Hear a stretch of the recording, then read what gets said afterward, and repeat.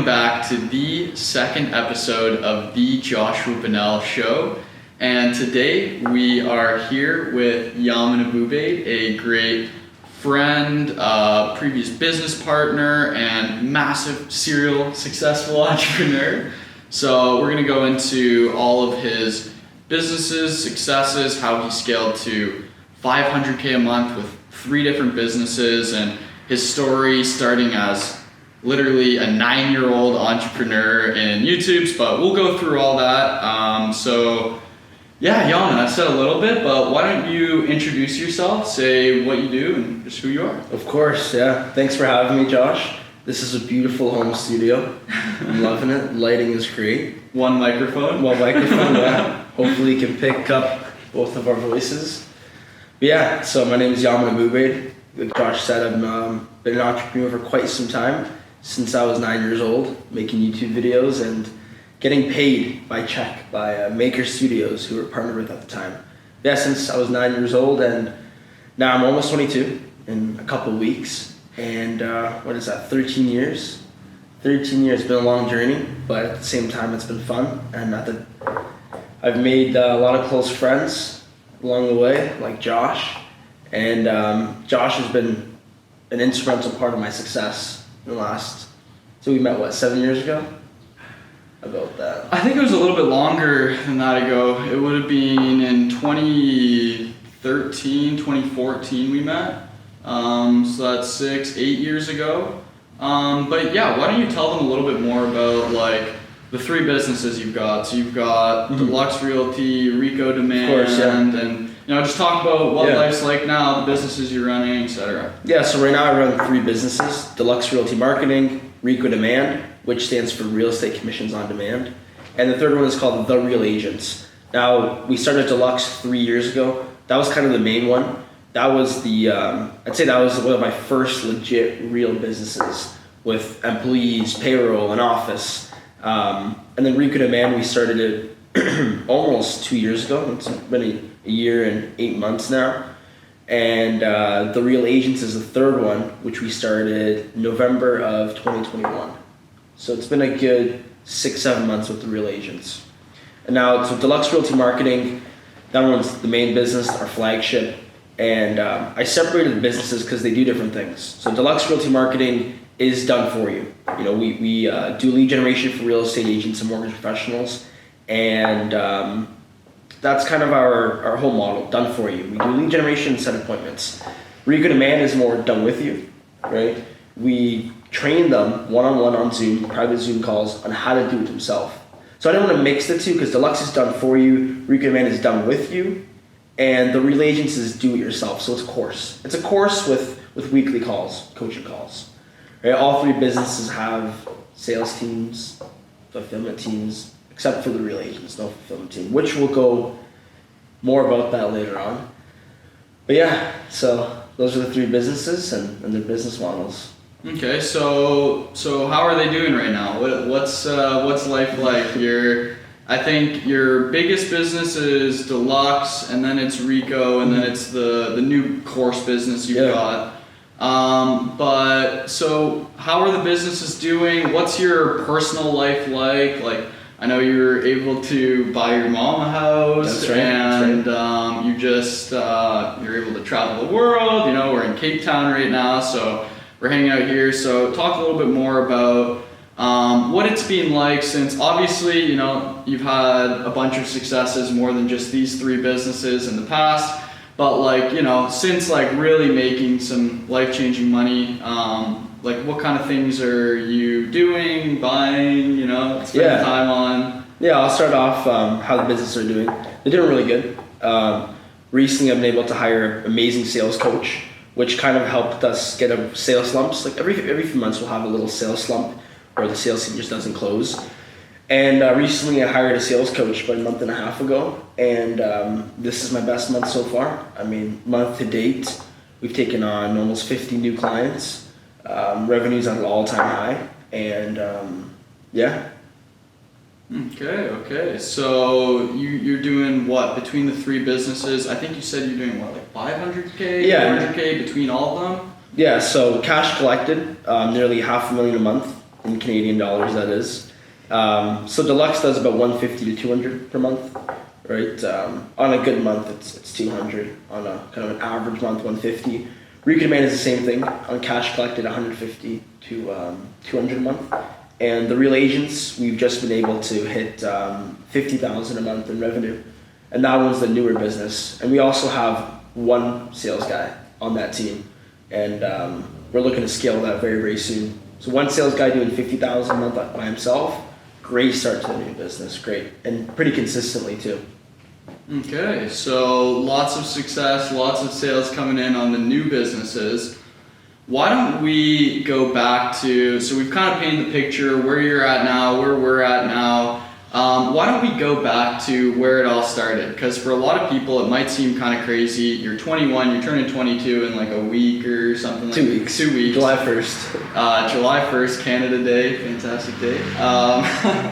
But a lot of people probably are like, oh, how could somebody be 22 running all these businesses? How many employees do you have now? Like almost 50 last time I checked. Managing 50 employees, 20, 21 years old, turning 22. What was it like? Let's go back to where it all started. Like, because obviously you didn't just wake up one morning and you're doing all this. So, maybe it started back when you were like 9 or something like that. Why don't you tell that story? Yeah, so I think when it all started, the entrepreneurship was when I started making YouTube videos. So a mutual friend of ours, Taylor O'Brien, and we didn't even know we both knew each other until a few years ago.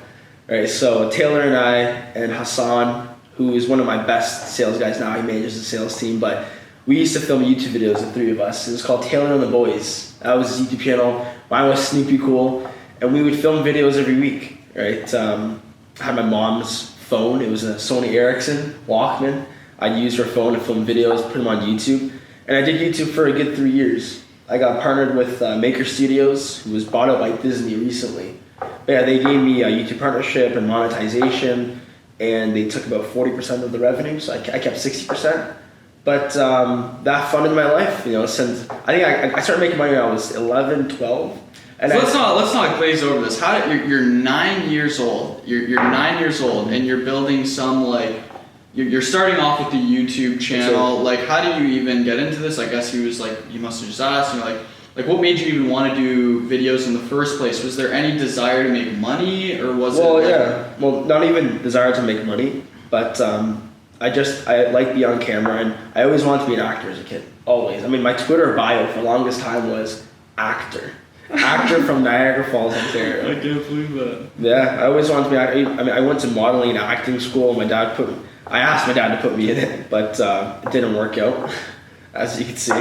But so desire wasn't to make money. It was to be on camera and have an audience. I always wanted an audience, right? And we grew it to a pretty good point. We had 15,000 subscribers before I stopped the channel, started making YouTube videos. We had over 10 million views in total. Lots of comments on the videos, a pretty big fan base. Okay, cool. So, and then where did it go from there? You're 9, and you said you started making money when you were 11? 11, 12 is when I started getting my first few checks, $200 a month, $150 a month. And then, that funded my 12-year-old life. Of what? What were you spending money on at 12 years old?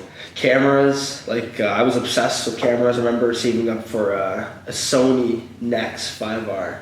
So it's kind of like your camera, but the downgraded version of it. I remember, saving up for that.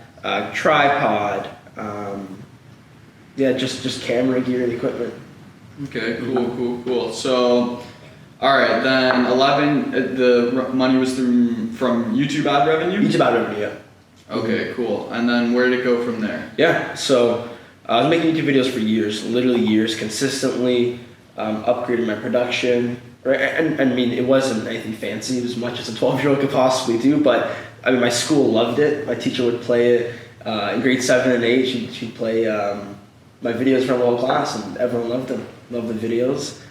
And then I needed a website for my YouTube channel. So I used weebly.com, webs.com, Wix. I used those web builders. And at the time, they were very limited. They're very, very limited builders. We're talking 2012, right? And I used those, and I realized they were limited. And so I Googled how to build a website, right? Like the right way. How did you actually code and build a website? And then I stumbled upon Code Academy, and I started learning HTML, just like that. HTML, CSS, JavaScript, and now we're headed into grade 9, going into high school, when I was learning how to code. So going to grade 9, I had a really good level of knowledge in coding, because the entire summer I just spent coding, building websites, and enhanced my my coding skills. Then I had a class for tech. So my teacher, Mr. Mazer, one of my favorite teachers of all time, and he was very important. He played a significant role in high school and to where I am today. But he'd see me coding and say, Yaman, there's a skills competition coming up for web development. Would you be interested in doing it? I said, I don't know about that. I'm just new into web development. I don't know if I can do it. He said, well, you should try it. And then he printed out the scope, which is about 12 pages of the competition, what it's going to be about. And I took a look at it, and you had to learn pretty advanced languages like PHP, right? And I didn't know it. And then I decided, I'm going to learn PHP. That's when I got into server side. And how old were you at this point? 14. So now I'm 14 years old, yeah. Okay. I stopped making YouTube videos when I started doing web development, web design. Just completely stopped, yeah. And when you started doing web development, web design, were you charging clients, or were you just doing this for yourself? So this was just for myself, and the skills competition. So I did the skills competition, and I got first place, right? It was like 6 hours. It was, against the region, like other schools. So I was representing my high school, and there were other high schools competing, and I got first place. I was like, wow. And I made it to provincials, and I was representing the school board, and then got second place on that time. However, the guy who got first place couldn't go to nationals, so then I got to go to nationals, and then I represented Ontario and competed against all the other provinces. Ended up getting third place. And I competed every single year of high school, grade 9, 10, 11, 12. And then my teacher, Mr. Mazer, a tech teacher, he came to me and said, hey, there's this company, a small business in Niagara, that needs a page done on their website, just a single page. I think it was on WordPress, and I did it. And I think a week later, he gave me a $225 check. Never forget it. And I was like, holy crap. I remember it might have been an hour of work, maybe an hour. And I had a $200 check in my hand. You're like, wow, this is crazy. Yeah, I was like, wow, this is amazing. I mean, like YouTube, I was making $200 a month, not consistently, but I was like, wow, from web design, this is amazing. And I barely spent an hour doing the work, right? And then, so that got me into WordPress, and I started learning more about WordPress, right? And then there was a friend in high school who was in grade 12, we both know, and he basically told me, hey, look, he's like, I'm smart, you're smart, we should start a business together, start a website. And I said, I have a pretty good idea. Right? I remember seeing a lot of fake news on Facebook, and they would just go viral. Like, there was an article about Kim Kardashian being spotted with one arm, and it went viral. And I just couldn't believe people believe that, but it went viral, right? And I knew they were making bank, because I made YouTube videos, I know what ad revenue looks like, and what shares and views, how much money you make, and what CPM was, right? So I'm like, they must be making a killing. So we started a website called Hot Global News. And that website probably changed my life. So we started writing about celebrities, politics. It was all fake news. It was all satire. And then when Justin Trudeau came into office in Canada, we started writing a lot about Trudeau. A lot. Trump, Trudeau, politics. So let me interject. So this is basically, it's around this time when I actually met Yaman. Mm-hmm. So I knew this other guy that we were working with through soccer, and I was just playing soccer with him, and I was building Minecraft servers, and I was trying to do affiliate marketing. So at this point, I'm like, I don't know, I'm in grade 6, 7 when I'm doing these other things. I would have met you and I was, you were 14, I was 13? I think so, yeah. Yeah, so I was playing soccer, whatever. I eventually met Yaman through this other guy, and I started writing articles for him. So he came up with the idea, and I'm like, I'm willing to do anything to try to learn, because like I had been really interested in business. I was trying to figure out a vehicle in which I could actually grow and learn.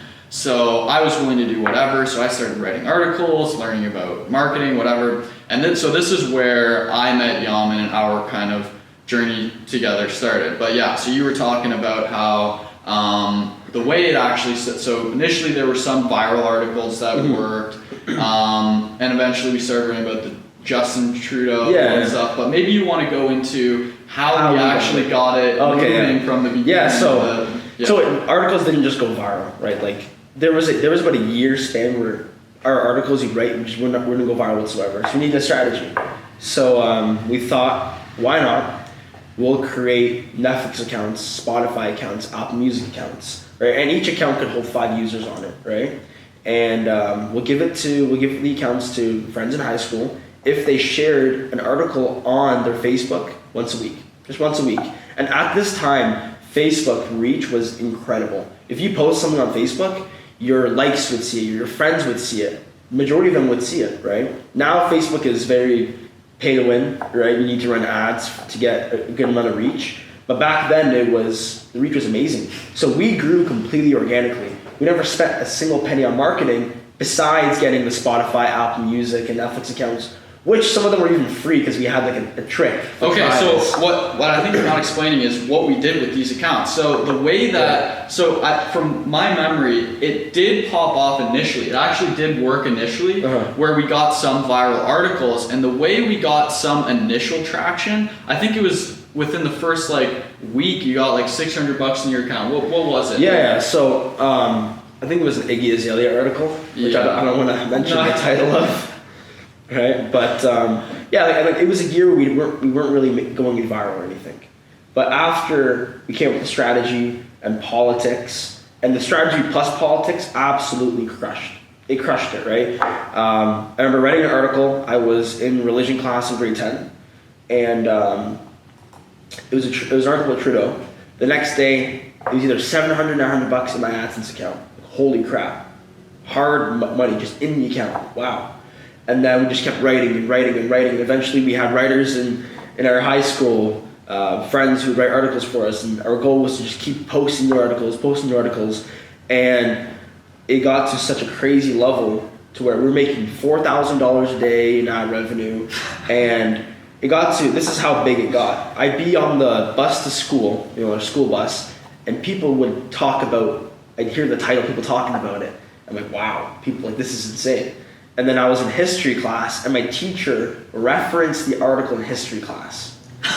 And now, and there's one guy in the class who knew that I owned it, and we looked at each other and just laughed, right? But I couldn't raise my hand and say, hey, I own this website. Teacher would be like, what? What do you mean? But yeah, that's when I realized, holy crap, this is crazy.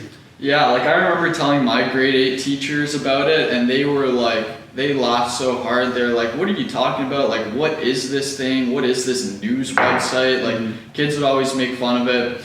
But the point I was trying to make earlier was the way it went viral was these Apple Music and Netflix accounts that we would get. It was just, there'd be unlimited free trials of Apple Music and Netflix, because what we did was we found the most popular kids in Niagara, it was 10 or 20 of them. So we're from a place called Niagara Falls, Canada. So we found the most popular kids in that who had region. a lot of Facebook friends. Yeah, exactly. So that had 1 to 5,000 friends on Facebook. And again, the organic reach was really high. And they would be paid in Apple Music and Netflix to post one article a week. And based off of that, we instantly had an organic reach of 50 to 80,000 people. Yeah. And then because of the virality and the clickability of the content, that's how it blew up. And then over the span of those years, it got 20 million views almost, or 20 million impressions on the website. Yeah, the website 20 million impressions, and I think it was 10 million unique people reached. Something like that. So it was a third of Canada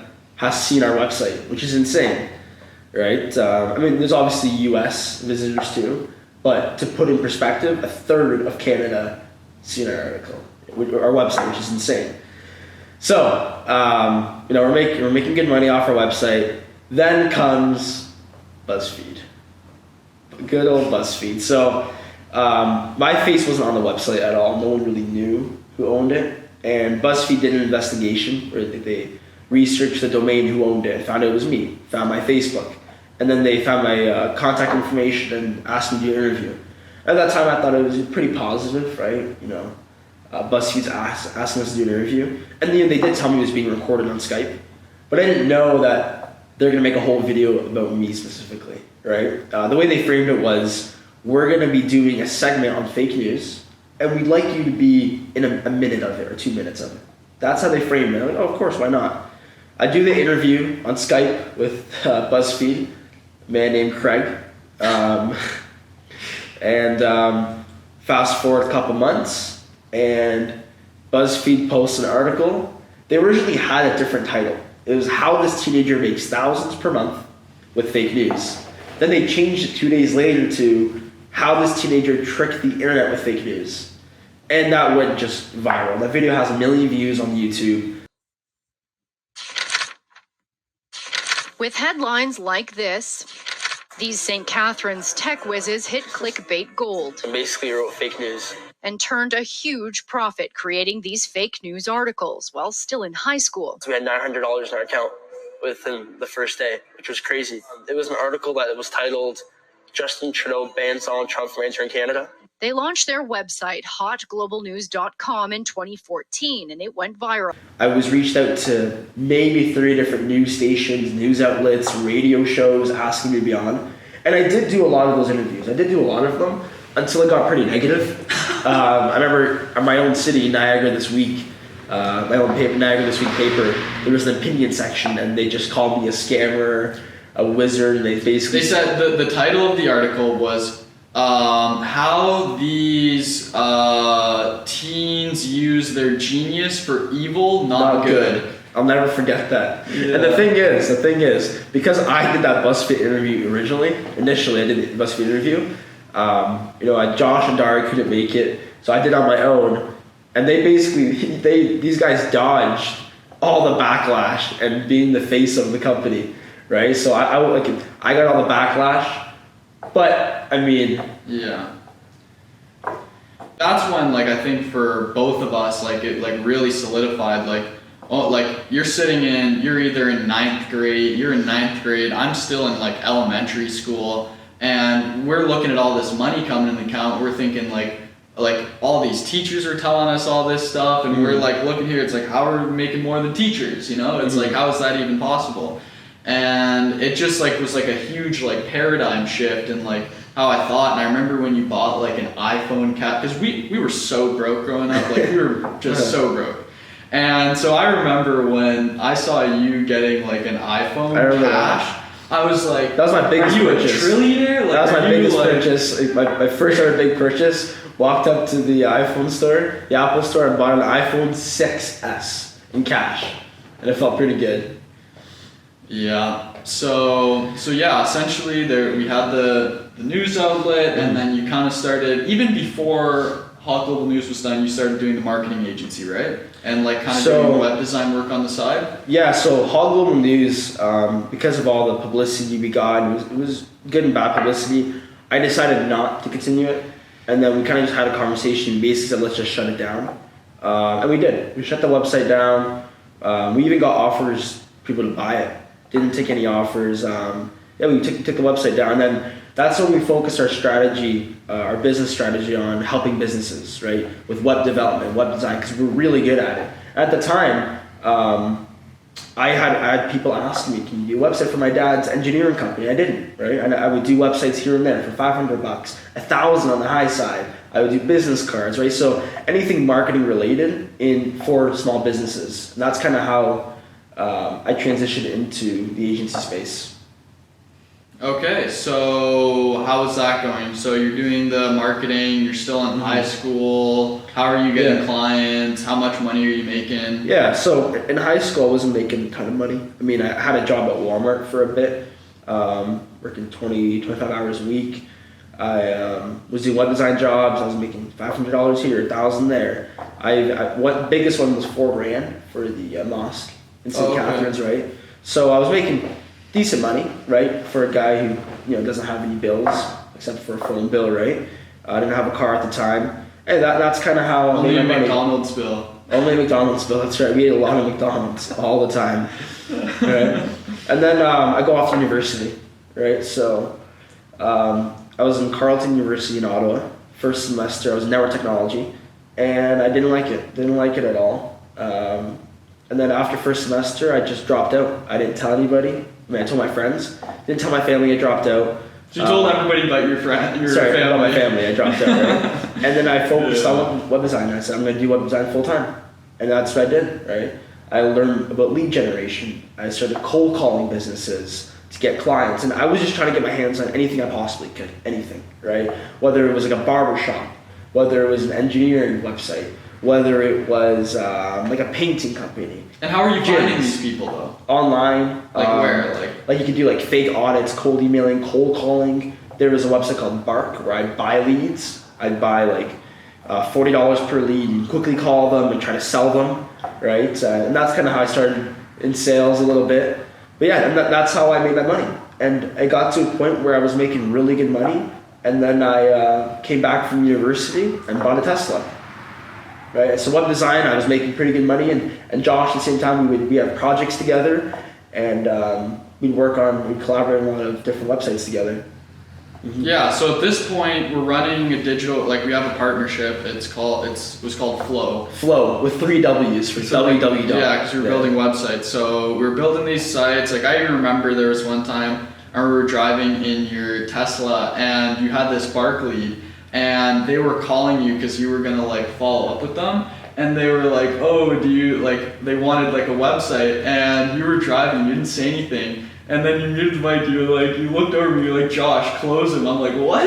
Yeah, I remember. And that. you were like, you tried to convince me to close him on the spot. I don't remember if you ended up closing that deal or not. Maybe you did, but. Yeah. You know, I completely forgot about that until now. But I remember I was like, "Yo, Josh, take this for me." So basically just general marketing agency doing basically anything and everything to get money. So it's also, I think, so you're doing the marketing agency, you're trying to get clients that way. You're also watching YouTube videos, trying to learn other mechanisms of making money because we didn't have the model dialed in yet. So we didn't know the mechanism. Or a niche. Yeah. So understanding the whole niche it's like, oh, why not just offer everything to everybody? That's a great idea. Right. That's the best way to make money, right? So we eventually started like realizing that wasn't the case. You started doing drop shipping. That's like a whole different like story, at some point throughout that process. And then I don't know if we want to go deep into that, but basically, you're doing physical product drop shipping, you figured it out. Amazon FBA. Amazon FBA, and you're doing pretty well with that, but then the product issues and like copyright stuff, and it's just like, it's a lot dealing with products versus a service where it's like much easier cash flow wise. Yeah, I did products for at least 6 months, right? We were racking $8,000 per month in revenue, right, from products. It wasn't bad. But yeah, there's issues with products, and I hated the whole product thing. I hated it. Having inventory to me was just such a pain. Yeah, exactly. Yeah. Yeah, so from there, you do the marketing agency, it's like 2019. Where do you go from So there? 2019, we're probably in June now. And then a website I had done for an engineering company, their son called me. His name is Joe. So Joe gives me a call. He says, "Hey, I need to edit my dad's website to do some SEO, right, to make more pages." I said, "Sure. Yeah, here's the login details." Email it to him. And then he asked me what I'm doing now. I said, "Oh, I'm up to marketing. I'm more into marketing now than web design." And then he asked me to get him into it. I said, "Sure, for sure." Got him into it. And he picked up a few real estate clients, right? So I gave him a few courses to watch, and he picked up a few real estate clients. So he had the idea of niching down to real estate. So we started offering appointments. Now we had a real offer we could deliver on, and this was the price. This is what we're delivering. And then Joe and I decided Joe's going to handle the sales, and I'll handle all the back end, the fulfillment, the operations, and we did that. So come January 2020, we had 30 clients closed in the first month of January, and we were able to do that because we ran ads. Right, we closed I think 7 clients in November and December through cold email, cold calling, LinkedIn, and so we used that money, put it into advertisements, and our ads just absolutely killed it. and we paid Kevin O'Leary for an endorsement, and so we used that as the ad for the video, and that ad absolutely just crushed it. I mean, it was booking us 8 appointments a day on the calendar, and it was only $40-$50 in ad spend per day. So it was really good. So we had like $5 to $10 per appointment at the time, and booking us out. And because it was such a new offer at the time, $5 to $10 an appointment. $5 to $10 per appointment. That's how cheap on it was. On an offer that you're selling for thousands of dollars. Exactly. Yeah. So a client that could be worth $10,000 to you, you were able to pay $5, and maybe 1 in 10 or 1 in 5 of those appointments would turn into a customer. Close deal, yeah. So $50, That's right. make 10 grand. Not exactly. The return was amazing at the time. And then, I was working my butt off. I had very little social life. I was on the computer in my room at my mom's house at the time, just working away like an animal. And then come February 2020, when we had enough money, we had an established business, and this is real, I asked my older brother, who has double major, masters, to come on as our fulfillment director. My older brother is a genius, looked up to my entire life. He bought me my first laptop. He was also a coder, amazing guy, very smart. And when we had enough money, we brought him on as our fulfillment director, full time. Yeah. And he owns half the company with me. That's how it started. He was our very first hire. Okay, so how did you get the advertising going? What were you doing in advertising? Why do you think your ads worked? Yeah. And your funnel was, and why do you think it was good? Yeah, so when I launched this ad for our agency for B2B, I didn't know how it would do. I definitely didn't expect it to do that well. But it was a Kevin O'Leary ad. The ad copy was, "Attention real estate agents. We help you close 20 extra deals per year. This is what we do. Book a call with us." And it was a Kevin O'Leary video too. So that was the copy, and Kevin O'Leary had a video endorsing us.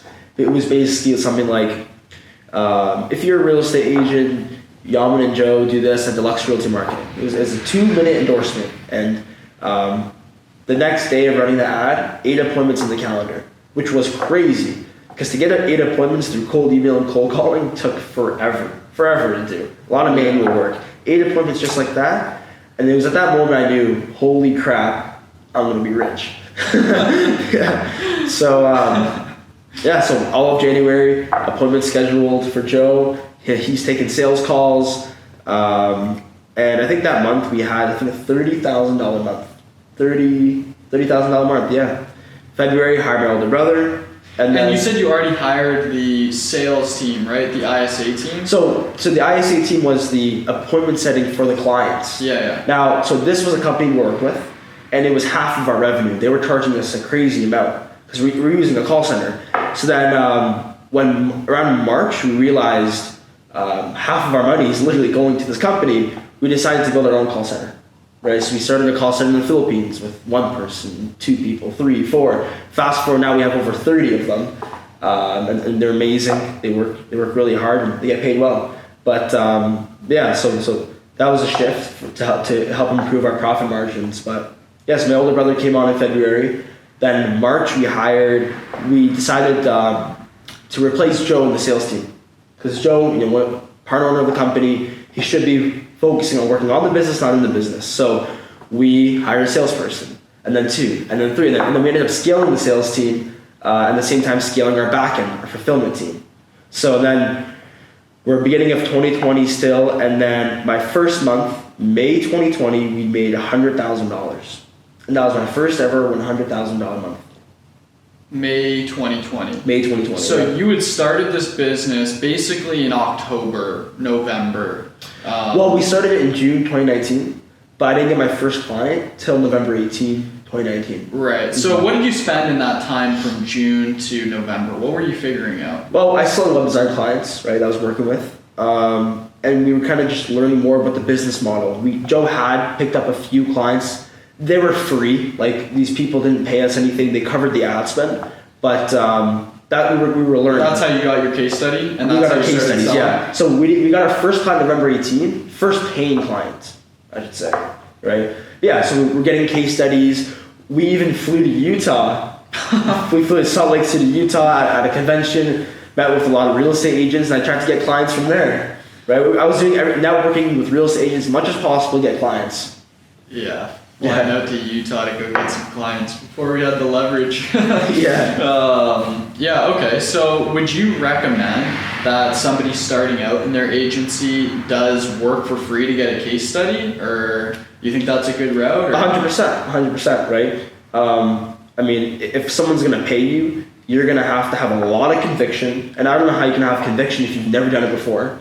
They're going to ask you for a case study to prove that you can do what you say you're going to do, right? So a case study is a great way for to have someone a prospect believe that you're the real deal, you're legit, right? And it gives you experience so you can confidently deliver the results. When you were initially selling your website back when you were still in high school, would you ever use the news website as a case study, being like, hey, we got this many visitors on this site, we have I built this big website, like look how much online success we had, we can do similar for your business? Did you ever do that? All the time. With web design, I showcase the websites I built. I built over 100 throughout the years, right? But yeah, Hog Global News was definitely my biggest case study because of how many views and exposure it got and revenue generated. Yeah, because that would always be my pitch when I went into local businesses. I'd create like some like free audit, and like I'd go on there, I'd look at their website speed, I'd look at their social media, how many posts they have, how active they are, if their website's responsive, all these things. I'd go into their business and I'd have this like printed out like digital audit, and then I'd give audits. like a real physical audit, door-to-door sales type of thing. And in there I had this brochure, and on it my main like pitch was, one, I had this case study which was the Hawk Global News. Look, we got all these views, we made all this money online. Now I want to do the same for your in-person business. And so that case study was really valuable for us. Even the best case study is when it's like exactly your ideal client. You helped somebody that's struggling with like that, somebody previously in the exact same scenario. But even with the Hawk Global News, one case study was good enough, right? And that's actually how I also sold, like with web design, when I started selling like an MRR formula or whatever, I would sell case studies, like I'd use my previous websites as case studies, but it wasn't using my new MRR formula that had been tested. So you can kind of prove your proof of concept, proof that you can create results without an exact case study. You know, like a lot of people, their case study, an example, is almost like school, right? Like people go to prove that they can create results with school. But yeah, the reason why I went in on that is because the case study is so important. And I personally think I probably would have scaled my marketing agency faster if I tried to work for free for one client just so I could get a crazier case study. Because I was kind of shooting small, like I wasn't creating as much value as I could, because I was like playing it safe in something that I was charging money for that I felt like at least decently comfortable doing. So yeah, building real skills, having case studies, proving it is like the most important thing for actually selling. Because then you've got conviction on your offer and all these things. Yeah, I use Hog Global News many times. Even applying for web design jobs, using my resume. Right? We'd even show them our interviews, the good interviews, of course. But yeah. Okay, cool. So at this point, so you scaled from November when you got your first client to June, so like 7 months. May 100,000. Yeah. So 7-8 months, you scaled to 100K a month. Yeah. Obviously, you scaled to in 7 months on this business, not including like the 8 years, not the 8 years before that they don't see. Yeah. But you were able to do that very quickly, regardless. So that's 2020. That's literally like exactly 2 years ago. How have things progressed since then? You've started multiple businesses. Yeah.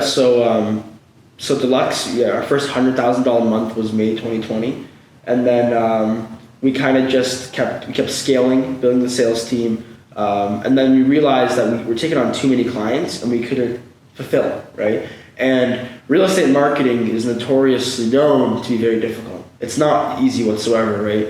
In real estate, there's very low conversion rate, 1 to 2% on all leads, right? So imagine having 100 leads, only 1 or 2 are actually closing.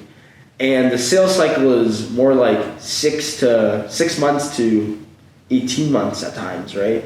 Especially in our current real estate market where we literally have a housing crisis in Canada and a lot of parts in the US, delivering results was not easy. So we spent pretty much the entire time really figuring out how to deliver results, and we cracked it. Right? We cracked delivering results, and it was mainly setting the right expectations to the client, having a really good follow-up sequence, and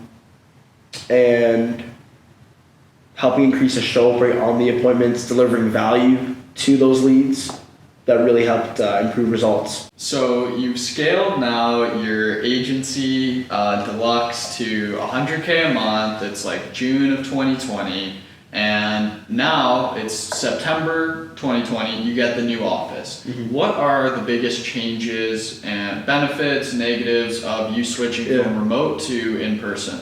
Yeah, so in person definitely boosted the morale, the company culture, and helped enforce policies. Right, everyone was coming into work at the exact time. The atmosphere was a lot better. Like people could ask questions and get an answer within seconds, not like half an hour reply on Slack. Right, everyone learned a lot faster. We made jokes, so it improved the company's culture. Right, a lot of people in the office became friends. They'd play Xbox at night, or they grab beers on a Friday night together, right? So we had a pretty big office, a lot of bodies in there, and we created real friendships, and that really helped strengthen our company and the relationship between all the staff. Yeah, because now it starts to feel more, instead of like employee, boss, salesperson, whatever, it now feels like a group of people working towards a common goal. Exactly. With similar interests and values. Well said. You know? Mm-hmm. So, okay, so what are all of you, you've got 3 businesses, are all of your employees for all your companies in person, like besides your ISAs? No, so Deluxe and Rico Demand were in the same office, a 3,000 square foot office in Niagara Falls. And then I ended up buying out my partner from Deluxe. We both owned Rico Demand and Deluxe together, but I ended up buying him out of Deluxe, all of his shares, and it just made sense to separate both companies, right? So Rico Demand is remote, Real Agents is remote, and Deluxe Realty Marketing is an office. And so we moved because it was such a big office, 3,000 square feet in Niagara Falls, and it was pretty far, and a half an hour drive to get to work every day for all the employees, but we moved into a smaller office in St. Catharines. It's beautiful, modern, 1,700 square feet, so 60% the size, and that's the Deluxe Realty Marketing office.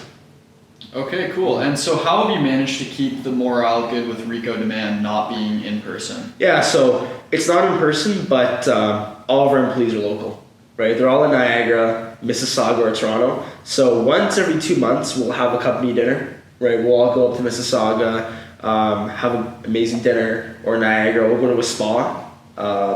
We'll do gifts every 2 months, awards. We'll do trainer of the quarter, right? Sales rep of the quarter. We do often meet up with the staff because they're all local. And do you think that the team really values that, and that's an integral part of your kind of company culture? 100%, yeah. I've had staff in the U.S. that are across the nation, right? And I find that the turnover rate is pretty high. They stay with our company a lot shorter than people who are local would be, and they come with the same skill, the same experience, but they just stay longer because so you just of feel the culture. more interchangeable. It's like the Silicon Valley, back in the day, the Silicon Valley culture. People wouldn't stay at a company very long because there's all these different companies giving them offers. But now that's being extended beyond just Silicon Valley to everywhere because of all the remote revolution and these things. Yeah, I've been poached before by my own staff that are local, and they didn't take the offers because they value and respect our company, and we have a mission that we're all headed towards. But the ones that aren't local don't really have the loyalty that they would if they're local, and then they leave, right? So I find that if they're local, there's a way higher retention rate.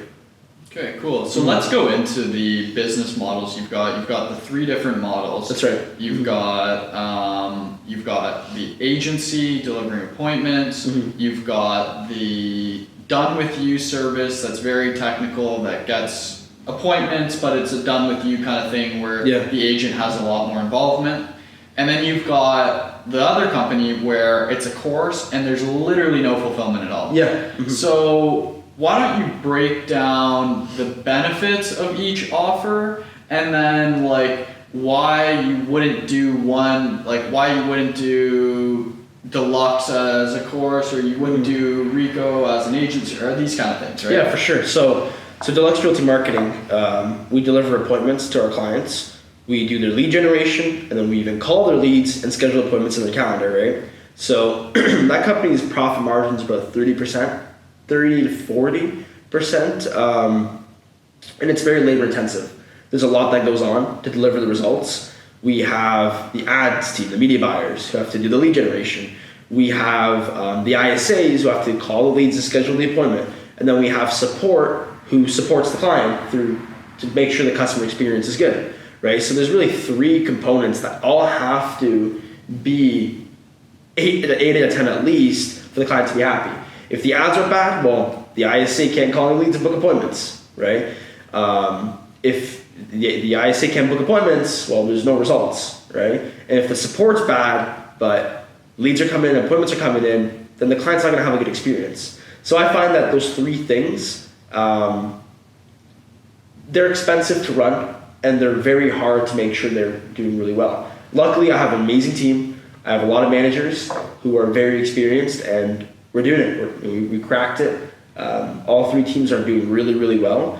But again, it comes at a cost. Our profit margins are a lot smaller than the other companies are, right?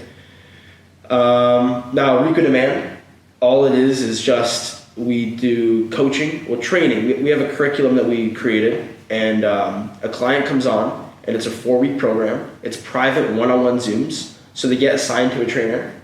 And now the trainer on Zoom with them helps them launch their Facebook ads, their CRM, all the automations, the drip campaigns, their landing page. We create a webinar funnel. We give them a presentation.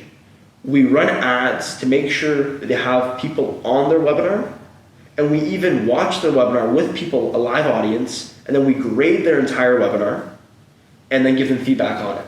And then we teach them how to do it themselves, launch an ad, and so on. So it's a one-time fee, it's a program that they take to learn how to do it themselves. And we basically say it only takes you maximum 1 hour a week for you to really pull this off. And all the program is coaching. Nothing happens inside of the Zoom calls. That's it. It's just coaching and training. That's it. Right? So that comes with higher profit margins. Right? Because there's a lot less teams, a lot less issues that go on. Right? And less employees involved with the delivery. Right? It's one trainer that does the entire delivery for the client. So that company is at about, at the start it was about 70-80% profit, but we've hired HR, we've hired a lot of team members for this to really scale, and we're about 50% profit margins now. So that's Rico Demand.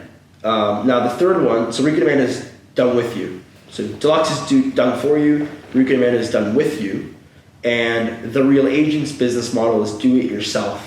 So this is a course, and there's literally no fulfillment. Like we have a support team. Support emails barely come in because the course is created really, really well. And that's basically it. The delivery is just they get a course login, and it's an incredible course, right? We charge a $3,000 one-time fee for access to the course with updates once a month, and they get access to weekly lives. So we'll do a live every week on Clubhouse or Facebook, our Facebook group, and they can join. We'll do some Q&A, and that's kind of like the support component to the business. Yeah, and margins in that company are 80% right now. Now we're only doing $50,000 a month in revenue with one salesperson. We're gonna bring on a second and third person in the next couple months. So we should be doing $150,000 and hopefully maintaining 80% profit. And I see it happening because the fulfillment, the back end, is just so little. There's less bodies to take care of the clients because the course does the work. It's do it yourself. They're doing it themselves. Yeah. They're paying for information. So you're making $500,000 in revenue, and you've got the 3 businesses, 500 to 400K a month, 6 mil a year. What are you looking to do moving forward in the businesses? So what kind of levers are you trying to pull on to improve your businesses now? Yeah, so the goal is to hit $1 million a month, which is about $300,000 per business. And where we're going to do that is we're going to focus on client retention and increasing lifetime value instead of having to scale the sales team, scale marketing and appointments, right? So we can keep our cost per acquisition, right? But make more money off each client. And the way we're going to do that is, especially Enrico and Real Agents have graduation calls, upsells, more products for our one-time clients.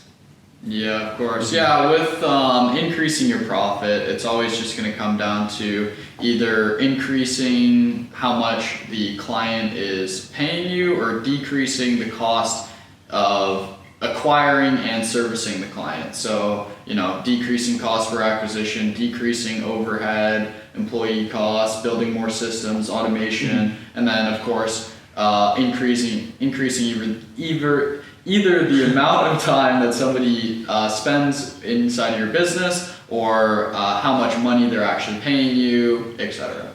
Exactly, yeah. Yeah, the goal is to get to $1 million a month, but keep everything lean, right? The last thing I want is to scale $1 million a month and we have 20% profit margins overall, right? Yeah, exactly. Now we're just back to square one. I'd rather just make $400,000 a month and take home half of that, right? But no, the goal is to maintain 50% profit margins while making $1 million a month, right? And the next goal is we're starting a software company in the real estate space, right? Because the 3 businesses, you could say they're all service-based businesses.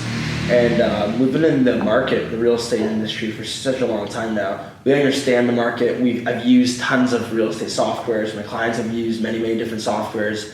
And we have a pretty good idea for a software in the real estate space. And we're going to start building it very soon. We have the UI created. We're working on the UI. And hoping for it to launch by the end of this year. That's the 4th business in the portfolio, software.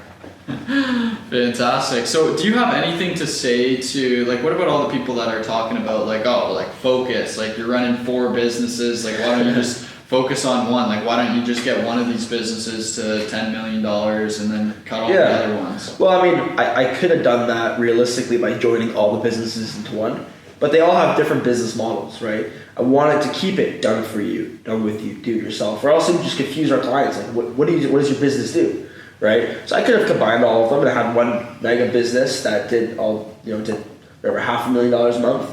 But I have partners, I have lots of managers, I have a pretty big team, people that are smarter than me, right? People that I trust, and I don't think my focus is being taken away at all, right? And I have a lot more bodies and people to move the needle in the businesses.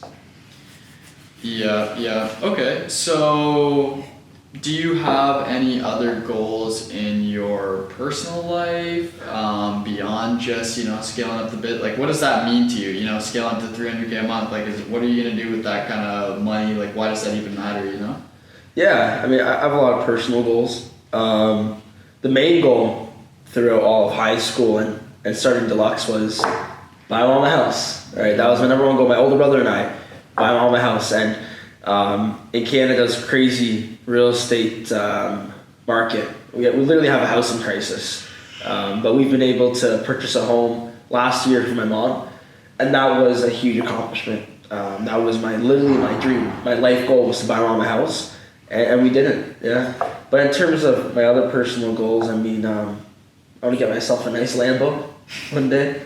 Soon, hopefully. A nice Lamborghini Huracan Spider. But, I want to be married eventually with 2 children. Maybe a 3rd one. Say by the time I'm 30 years old, I like to have a family.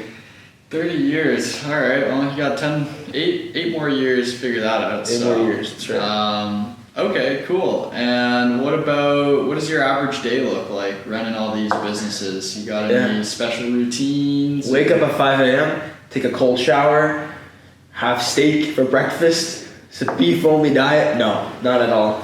I get up at 8:30, go to the office, shower, go to the office, leave at 8 p.m., go home, scroll on TikTok, on Instagram. That's pretty much it. You know, I don't really follow any of the monk stuff. All the 5 a.m. club, the monk, cold showers, none of that really. I think that stuff is important, and it's great for a mindset shift if you need it. Right? A lot of people who are brand new into business that are coming from a 9 to 5 don't really have that natural just mindset. Being an entrepreneur, to you're the one who puts food on the table. You're the one who's gonna make the money, and you need to read books and to get into that mindset of being a monk, right? Of just nothing but pure hyper focus. But if you're passionate, it's natural. You don't need any of that really. Yeah. It's just about like kind of getting to a point where like you can easily just show up and like put in 4 to 8 hours of deep work every day. Like that's all that you can do anything you want. You can do anything fancy or anything not at all. Just all you gotta do is the work. Like however else you get there, like it doesn't matter. Like, get the work done. There's so many different ways that people work and all these things. So yeah. Okay, cool. Any last words? Where can people find you? What do you have going on? You know? Yeah, you can find me on Instagram. That's really the only social media platform I use. LinkedIn. So that I'm actually posting and active on Instagram and LinkedIn. No more YouTube channel. No more YouTube channel. We deleted the channel a long time ago. Save myself the embarrassment. There are a few channels that I can't remember the password to that are up there, but I won't tell you what they're called. I guess you have to find that one out yourself. Awesome. Well, yeah. Thank you so much for your time, Yaman. If you guys are finding any value out of this, you want more you want to get some advice on how to grow your businesses, anything you can learn from a guy that's gone through what he has over the last 10, 12 years. I know I've certainly learned a lot. So if you have any questions, drop them in the comment section. If we get enough love on this video, we get enough people, curious and like wanting some more, maybe I'll be able to convince them to come back for another one. Maybe you'll be able to convince me. So leave some comments and I might be back. Might be back. Okay, awesome. Well, thank you so much for your time, of course. And yeah, man.